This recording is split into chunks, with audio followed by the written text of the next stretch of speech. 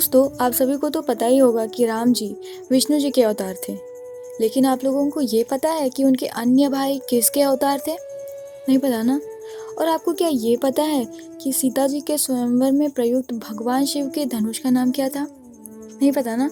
तो चलिए जानते हैं राम जी से जुड़े कुछ ऐसे तथ्य जिनको बहुत कम लोग जानते हैं। हिंदू धर्म में रामायण का एक खास स्थान है। मनुष्य जाति के जीवन और उनके कर्मों का विशेष प्रकार से रामायण में विवरण दिया हुआ है। रामायण की रचना ऋषि वाल्मीकि द्वारा की गई थी। कहा जाता है कि रामायण की घटना 4वीं या 5वीं शताब्दी ईसा पूर्व की है। हम में से अधिकांश लोगों को रामायण की कहानी पता है, लेकिन इस महाकाव्य से जुड़े कुछ ऐसे भी रहस्य हैं जिनके बारे में लोगों की जानकारी नहीं है। तो आज हम आपके सामने रामायण से जुड़े कुछ ऐसे ही रहस्यों को उजागर करेंगे। राम जी को भगवान विष्णु का अवतार माना जाता है, लेकिन आपको ये पता है कि उनके अन्य भाई किसके अवतार थे?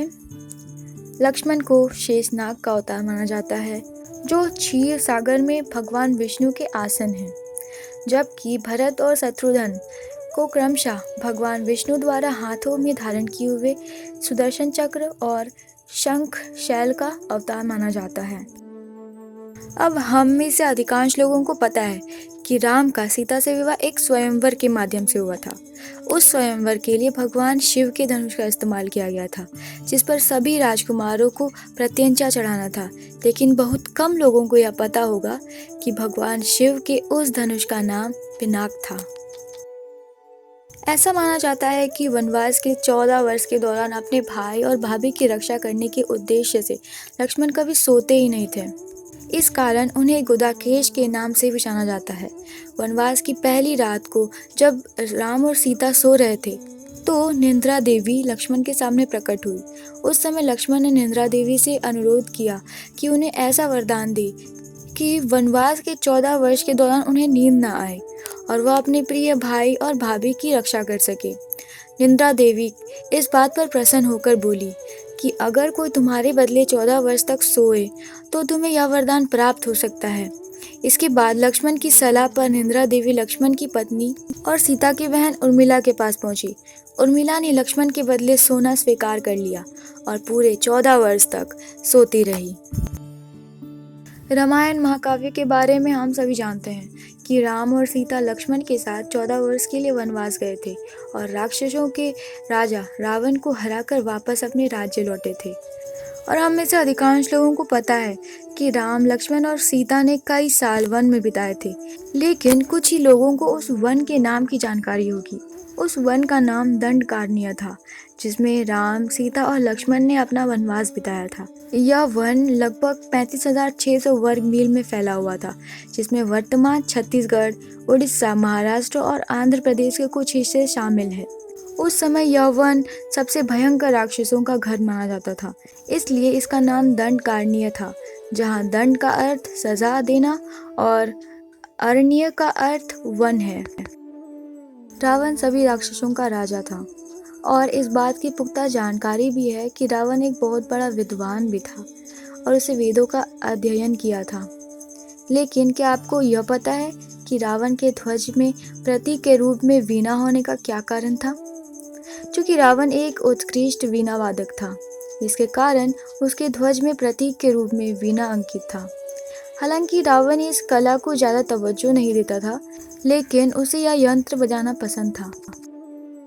रामायण में एक दिलचस्प कहानी हमेशा सोने वाले कुंभकर्ण की है। कुंभकर्ण रावण का छोटा भाई था, जिसका शरीर बहुत विकराल था। इसके अलावा वह पेटू भी था। रामायण में वर्णित है कि कुंभकर्ण लगातार 6 महीनों तक सोता रहता था और फिर एक दिन खाने के लिए उठता था और फिर पुनः महीनों तक सोता रहता था। लेकिन क्या आपको यह पता है कि कुंभकर्ण को सोने की आदत कैसे लगी थी? एक बार एक यज्ञ की समाप्ति पर प्रजापति ब्रह्मा कुंभकर्ण के सामने प्रकट हुए और उन्होंने कुंभकर्ण से वरदान मांगने को कहा। इंद्र को इस बात से डर लगा कि कहीं कुंभकर्ण वरदान में इंद्रासन न मांग ले, अतः उन्होंने देवी सरस्वती से अनुरोध किया कि वह कुंभकर्ण की जिह्वा पर बैठ जाए, जिससे वह इंद्रासन के बदले निंद्रासन मांग ले।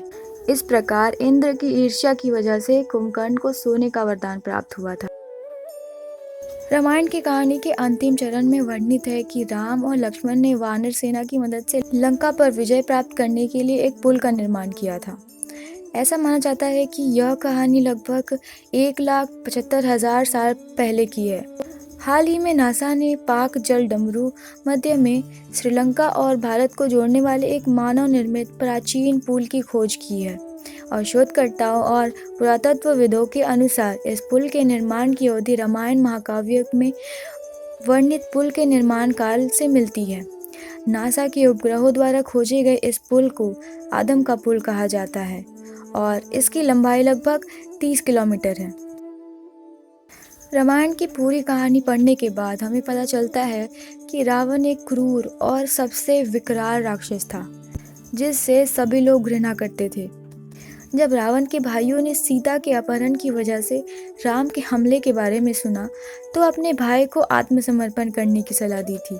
यह सुनकर रावण ने आत्मसमर्पण करने से इनकार कर दिया था और राम के हाथों मरकर मोक्ष प्राप्त करने की इच्छा को प्रकट किया। उसने कहा कि अगर राम और लक्ष्मण दो सामान्य इंसान हैं, तो सीता मेरे पास ही रहेगी, क्योंकि मैं आसानी से उन दोनों को परास्त कर दूंगा, और यदि वे देवता हैं तो मैं उन दोनों के हाथों मरकर मोक्ष प्राप्त करूंगा। दोस्तों, तो ये था राम जी से जुड़े कुछ रोचक तथ्य जिन्हें बहुत कम लोग जानते हैं। तो आपको हमारी ये वीडियो कैसा लगा कमेंट में ज़रूर बताइएगा, और ऐसे ही मोटिवेशनल वीडियोस देखने के लिए हमारे चैनल को ज़रूर से ज़रूर सब्सक्राइब करिएगा। धन्यवाद। आपका दिन शुभ हो।